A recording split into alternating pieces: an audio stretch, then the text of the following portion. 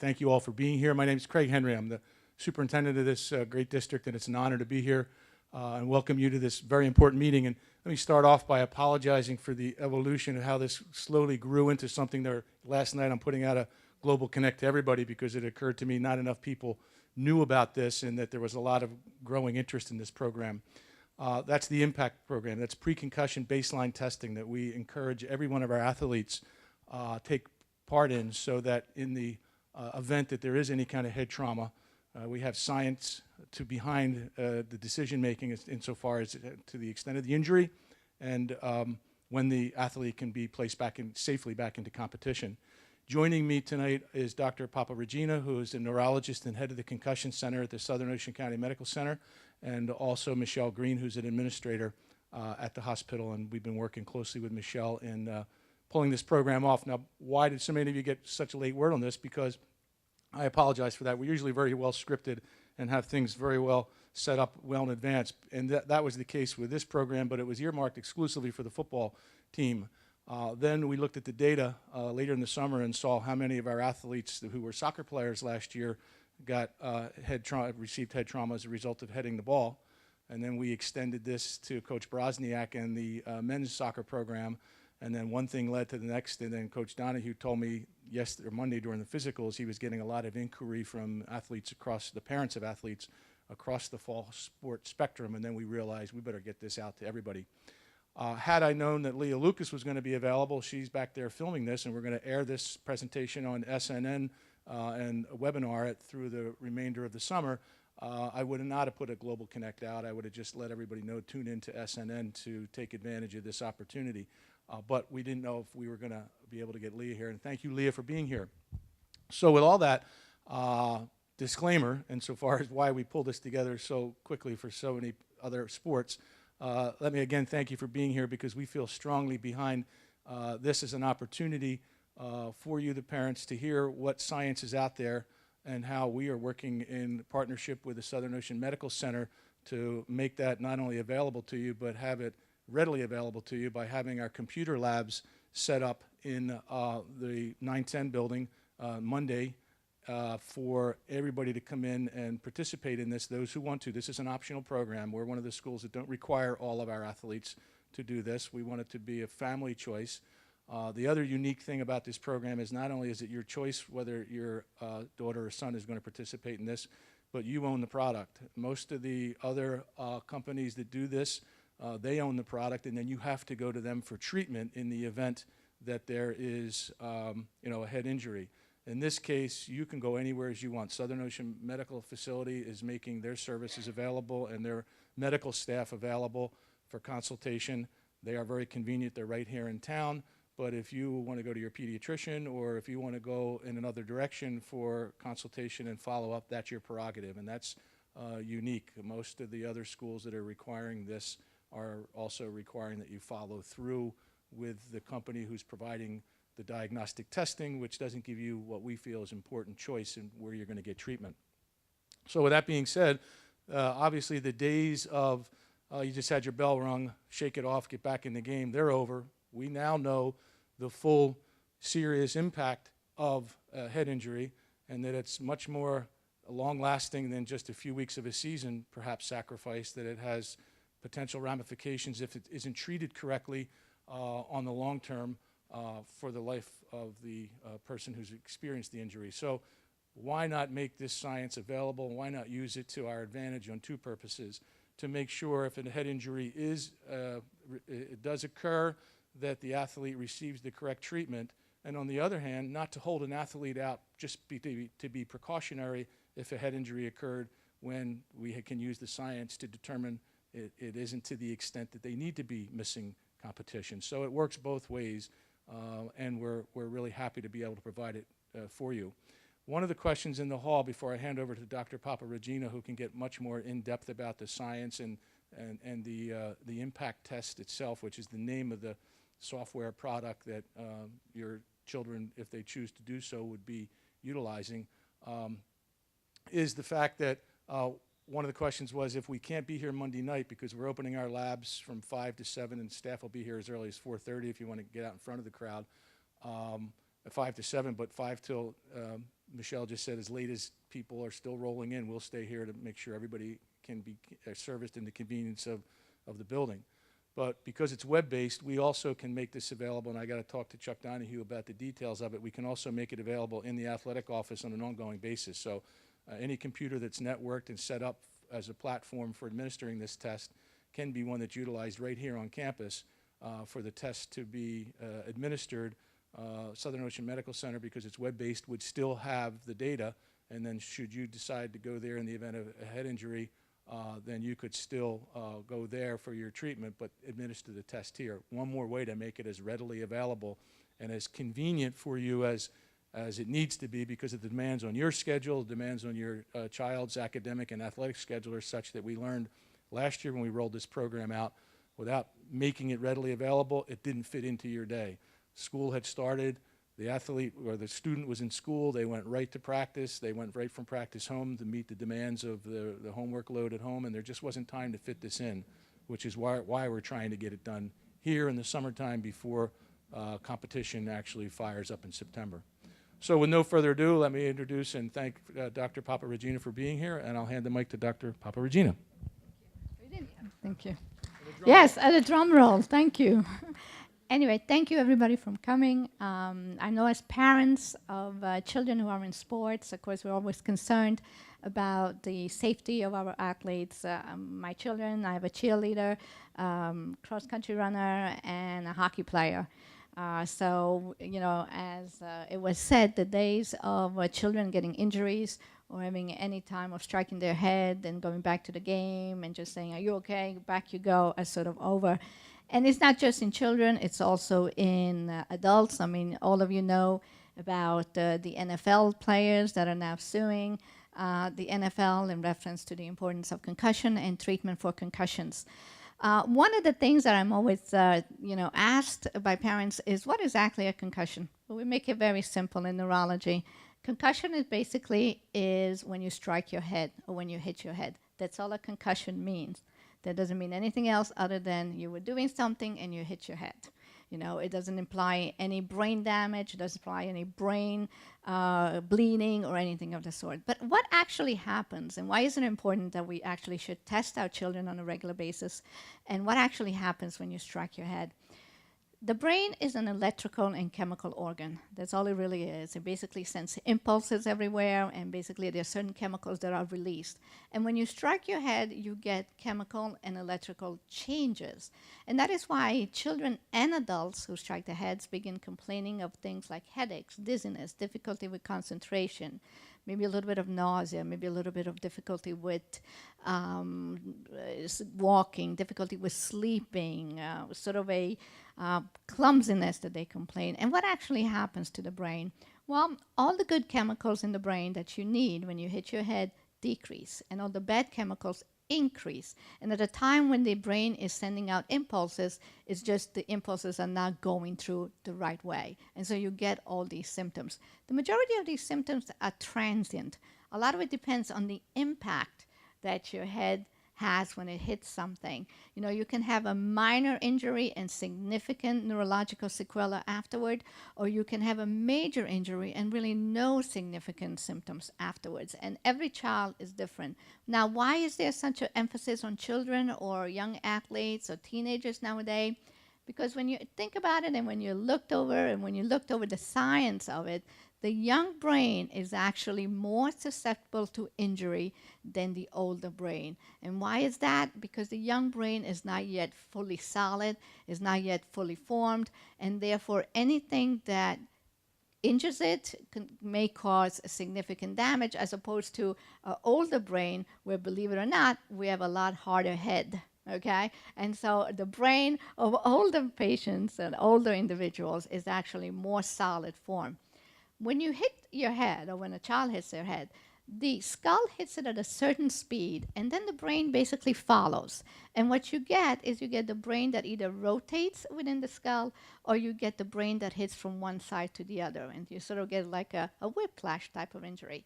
And that is what leads to all these symptoms. So nowadays, when you have a child that has hit the head during, doesn't matter what sports, I've seen from lacrosse to cheerleading, to, of course, football, soccer, etc., Or even when a child is not playing anything and just happens to, recreationally, skateboarding or bicycle riding, when suddenly they hit the head, they should really be evaluated. Now, our first impulse that everybody has is, we really need to take this kid and take him to the hospital and have a CAT scan, because the CAT scan is going to tell us everything we need to know. Wrong. We actually don't need to do a CAT scan, because we do know that we don't want to expose the brain to unnecessary radiation unless it's a significant enough injury, if there's been any bleeding, any fractures, or anything of the sort. The American Academy of Neurology, the American Academy of Pediatrics, everybody that's involved in brain injuries now realizes that CAT scans, MRIs really don't tell us anything, because those changes that I talked about before, whether it be chemical or electrical, you really cannot pick them up on CAT scans or MRIs. So why is the ImPACT testing important, and why do we stress that children have ImPACT testing? It doesn't have to be ImPACT testing, by the way. There's a series of other testings that are out there. Most of them are computer-generated testing. They take into consideration the age of the child. They take into consideration any comorbidities that they may have. For example, if we're testing attention, okay, we need to know, does the child have an attention deficit disorder? And what happens with these computer testing is that they take that into consideration. They test memory, they test visual issues, balance issues, and then they sort of score it. And they give you a score as to where in the percentile of a age and particular comorbidity you should be. What we like to do is we like to do ImPACT testing usually on a yearly basis. Can you do it every 2 years? Sure, but if you're in a high, in a sport where you have a high risk of striking your head, we actually suggest it every year. And the reason why we like to do these ImPACT testing is because they not only help us in determining how the child scores at year 1, but more importantly, year 2, year 3, year 4, and if they continue later on in sports, if there is additive effects of injuries. Because that is really what we're mostly concerned about, is that we know now, and whether it's an adult or whether it's children, that the more the brain is injured and the more severe the injuries can be and the more the sequela of the injuries are, the more likely they can have lifetime impacts. I mean, we can look just at boxing, for example, and the attention of Muhammad Ali and the development of Parkinson's disease after striking your head over and over again. And we know that in children you can have certainly not Parkinson's disease, but you can have other things. You can have poor school performance in the future. You can actually have some depressive symptoms. You can have behavioral issues. So it's important for us to evaluate every single one of the injuries that children get. So the first thing that we do, or the athletic trainers, the coaches, have been taught to assess the child if there is any issues of loss of consciousness, to remove the child. And then within 24 to 72 hours, I mean, if there is an acute injury, a laceration, any loss of consciousness, the child needs to be evaluated immediately. But within 24 to 72 hours, either have an evaluation in the emergency room, a pediatric evaluation. If there's greater concern, of course, there's a lot of concussion centers that now are coming up because they want to address this issue. And what does the ImPACT testing do? Well, the ImPACT testing tests basically memory, visual recognition, speed of responses. And again, it's a computerized testing. And basically, you cannot really cheat on it. Okay, I mean, if kids try to do really, really well on it, or if they try to do really, really poor on it, you're going to get the score. The scores of the test are actually going to be invalid in many ways. I mean, you can try to outsmart the computer, but it's set up in a way that you really cannot. There are some stories out there where, children have maybe think that if they score poorly on the first test, okay, and then they hit the head, maybe the doctor will take a look at it and say, oh, look how much you have improved because you're actually paying attention to the test, that they'll let you go back to playing sports. Nah, that's not a good idea. It's not going to work, okay? Or sometimes we have tests where, a child does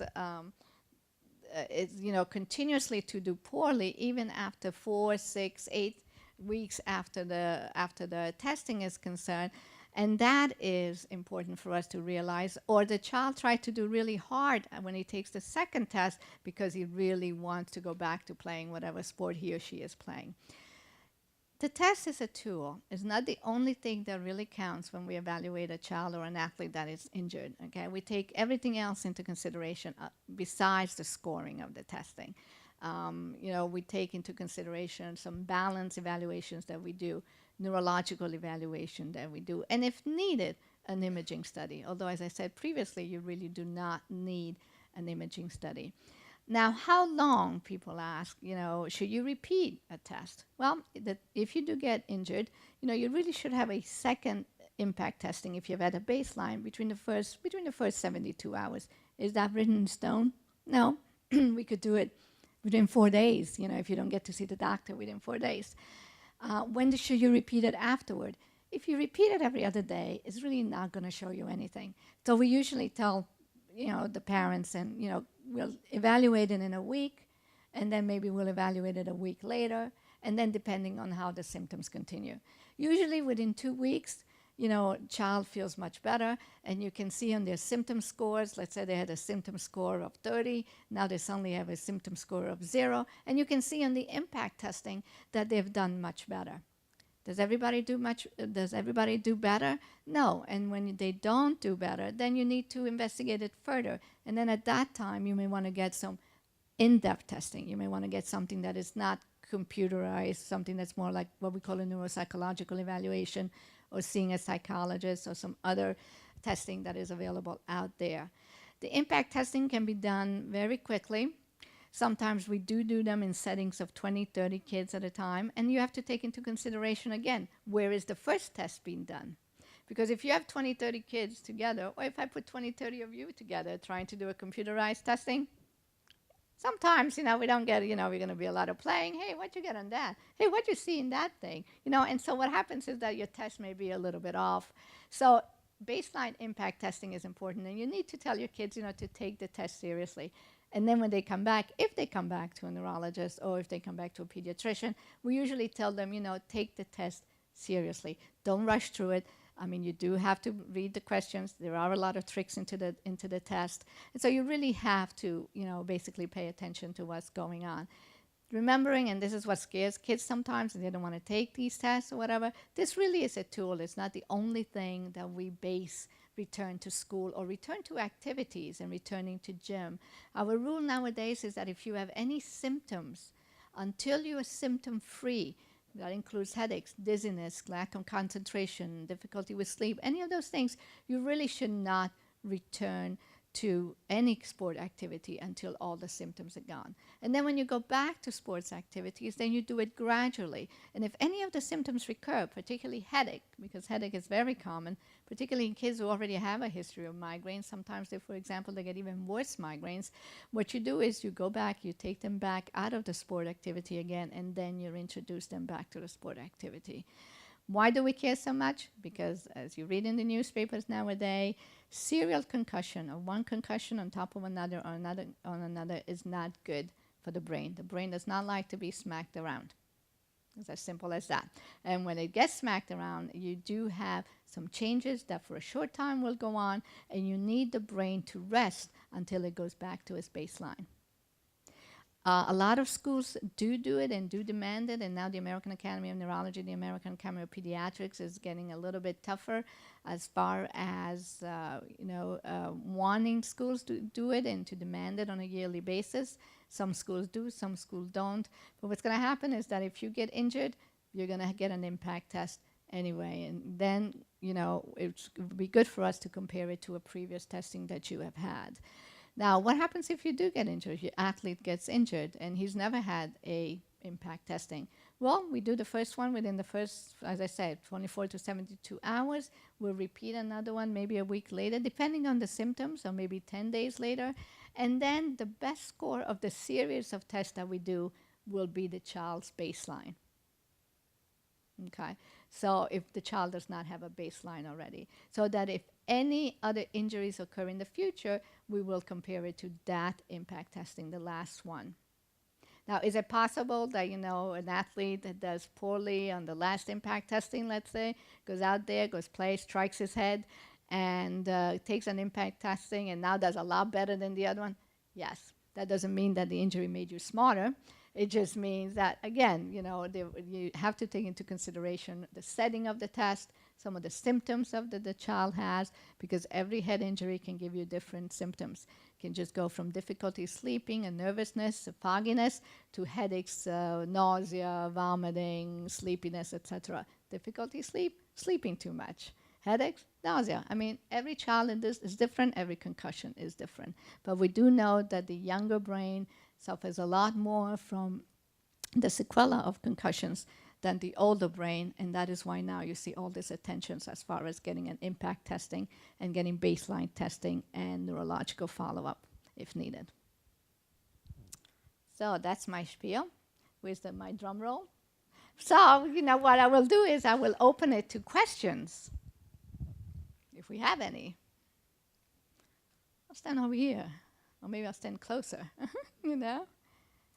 I mean, it's fairly simple. There's nothing complicated about this. As I always tell people, neurology is not rocket science, nor is it neurosurgery for that matter, okay? The brain just, doesn't like to be hit, doesn't like to be struck, and you need to be evaluated if you do so. Is there a certain age where children should start to take this baseline test?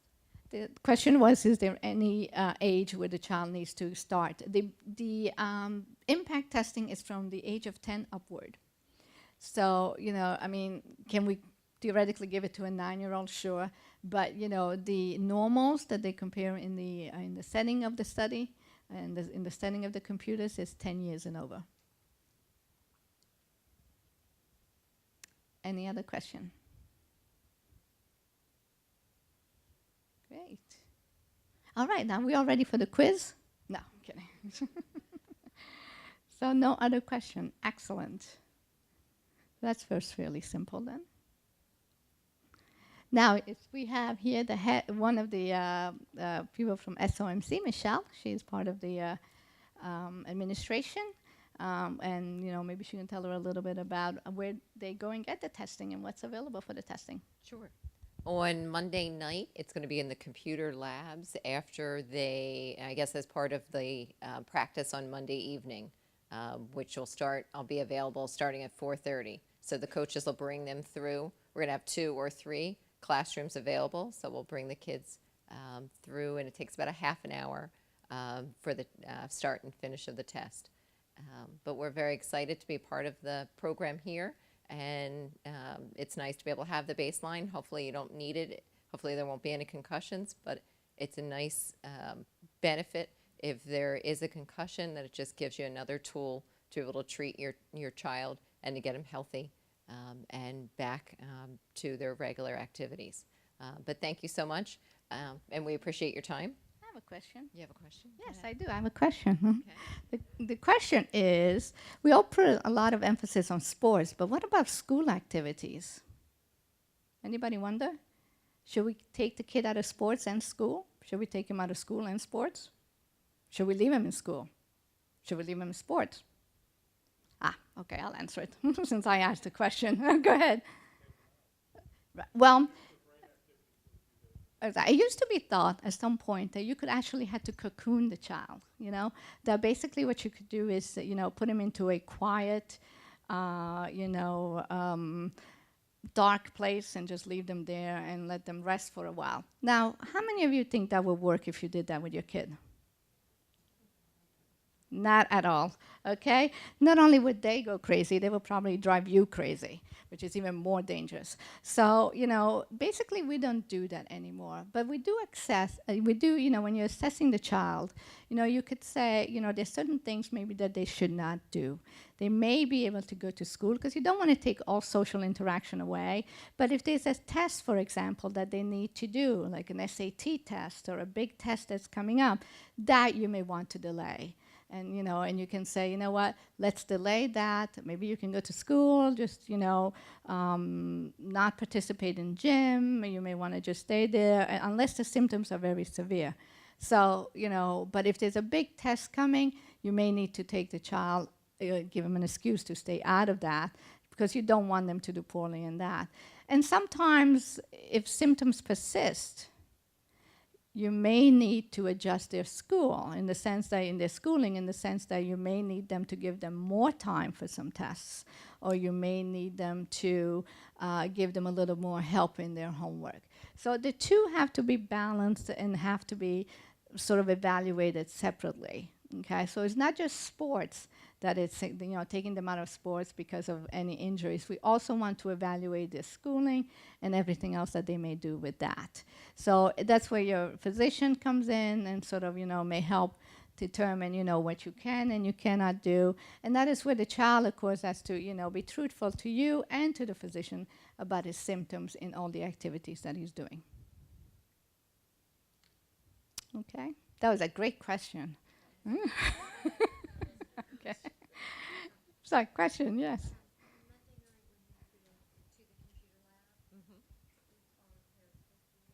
No, you just need to bring the form, the consent form, and we're just charging a nominal fee to just pay for the administrative fee from ImPACT. Question was, did the parent have to be with the athlete Monday night? The answer is no. No, no cheating is allowed, by the way. So, You just have to bring that signed consent form because since they're minors.